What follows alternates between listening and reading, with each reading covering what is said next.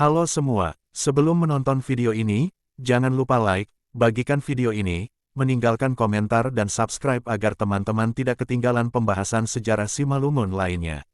Mengenal Kerajaan Siantar dari tulisan Prof. Aaron L. Damanik. Kerajaan Siantar atau Harajaan Siantar mencakup wilayah yang sangat luas. Tercatat wilayah ini mulai dari Sipolha, Sidamanik, Siantar, Nagahuta, Marihat, Bandar, Sarbelawan, Dolok Marlawan, Bandar Pulau, Pagurawan, Dolok Malela, Bangun, Pardagangan dan Indrapura. Kondisi wilayah demikian menjadi kenyataan hingga pertengahan tahun abad 19. Keseluruhan daerah-daerah ini menjadi desa induk atau partuanon yang berpusat atau pamatang di Kerajaan Siantar.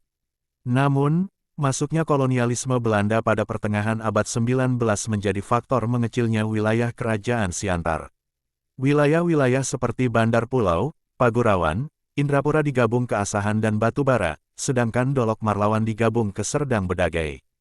Pengerdilan wilayah ini terkait dengan situasi sosial masyarakatnya yaitu masuknya dan berkembangnya agama Islam. Merupakan kenyataan yang tidak dapat dipungkiri bahwa Islam sudah masuk dan berkembang pada masyarakat Simalungun di wilayah ini. Situasi ini menjadi alasan bagi pemerintah kolonial untuk menyebut orang Simalungun ini sebagai orang Melayu. Sekaligus, kenyataan ini menjadi alasan bagi pemerintah kolonial untuk melepaskan wilayah-wilayah tersebut dikeluarkan dari Kerajaan Siantar. Tambahan dari saya, hal tersebut dilakukan pemerintah kolonial Belanda untuk membelah Simalungun menjadi dua bagian. Bagi masyarakat Simalungun yang sudah beragama Islam, pemerintah kolonial Belanda mengelompokkan mereka menjadi Melayu. Sedangkan bagi masyarakat Simalungun yang masih berkepercayaan leluhur dan melestarikan hukum adat, pemerintah kolonial Belanda mengelompokkan menjadi Batak. Kemudian masyarakat yang dikelompokkan sebagai Batak ini mengalami kristenisasi di awal tahun 1900 sejak Eporus RMG dan gereja HKBP yaitu Nomensen, memerintahkan penginjilan baru di daerah Simalungun melalui misionaris seperti Augustes, G.K. Simon, Guillaume dan guru-guru Batak dari Tapanuli. Jadi sangat jelas, bahwa pengelompokan Simalungun menjadi Batak pada masa pemerintah kolonial Belanda untuk membelah Simalungun menjadi dua. Simalungun Islam menjadi Melayu dan Simalungun Kristen menjadi Batak. Hal ini sangat merugikan identitas asli etnis Simalungun yang dalam perkembangannya menjadi menciut atau mengecil. Perlu diketahui istilah Batak bukanlah etnisitas atau kesukuan, istilah ini sebenarnya adalah label, sematan kepada etnis-etnis di luar Melayu, dan tidak ada keharusan pada zaman sekarang etnis Simalungun memakai label Batak ini lagi. Berlanjut ke tulisan Prof. Aaron Damanik, pengerdilan ini terkait dengan upaya-upaya pemerintah kolonial untuk merebut tanah-tanah guna ekspansi perkebunan. Yang disebut Cultur Gebit van Oskus van Sumatera atau perkebunan di Sumatera Timur. Selain itu, pengerdilan ini terkait dengan upaya memperkecil dan menaklukkan Kerajaan Siantar. Semakin mengecil wilayah-wilayah yang dikuasai raja, maka semakin mudah menaklukkannya. Kenyataan ini menyebabkan Raja Siantar yang pada tahun 1885 menjadi marah. Kemarahan itu terus terjadi hingga penobatan, Patap Pesi Hilap, yakni Sang Nauwalu Damanik menjadi raja pada tahun 1889. Kerajaan Siantar merupakan kerajaan marga dari klan Damanik. Maksudnya ialah bahwa, penguasa yakni raja di pusat kekuasaan, penyebaran kekuasaan Partuanon, dan kesatuan kampung, Nagori, dan kampung, Huta, seluruhnya berasal dari klan Damanik. Klan ini adalah orisinal, asli, dari Simalungun dan sama sekali tidak terkait dengan klan-klan di luar Simalungun seperti di Toba, Mandailing, Angkola, Papak maupun Karo. Bilapun marga ini dikaitkan dengan klan Pasaribu, Lubis, Ambarita, Gurning, Malau, Sagala, Limbong, Pranginangin, maka kenyataan ini baru terjadi setelah direkayasa oleh Hutagalung pada bukunya yang diterbitkan tahun 1926. Bilapun penulis buku ini, T.B.A.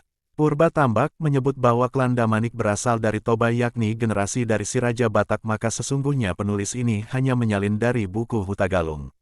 Dapat dipahami bahwa, penelitian-penelitian pada saat itu seperti arkeologi, antropologi, sejarah dan lain-lain sangat terbatas sehingga sumber-sumber terbatas pada mitologi itu menjadi referensi atau acuan penulisan bagi banyak penulis. Pada masa kini, penelitian-penelitian mutakhir sudah menguraikan dengan baik sejarah diaspora ras-ras umat manusia dan sama sekali tidak menunjukkan adanya keterkaitan klan Damanik ini dengan klan di luar Simalungun. Bilapun ada dan masih berkembang pada masyarakat, maka kenyataan itu hanyalah rekayasa mitologi belaka dan bukan pendekatan ilmiah. Pada era kolonial, wilayah Siantar yakni pusat kerajaan Siantar menjadi wilayah yang paling maju di seluruh Simalungun. Hal ini bisa terwujud karena pengaruh perkebunan yang dikembangkan pemerintah kolonial. Tercatat bahwa, sejak pemakzulan dan pembuangan Sang Nawalu Damanik sebagai raja di Siantar tahun 1906, maka seluruh kerajaan di Simalungun menyatakan takluk kepada Belanda.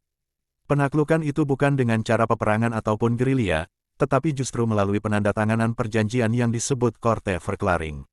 Sejak tahun 1907, wilayah Siantar dikembangkan menjadi basis perkebunan, ekonomi, pemerintahan, sosial, politik Belanda di Simalungun.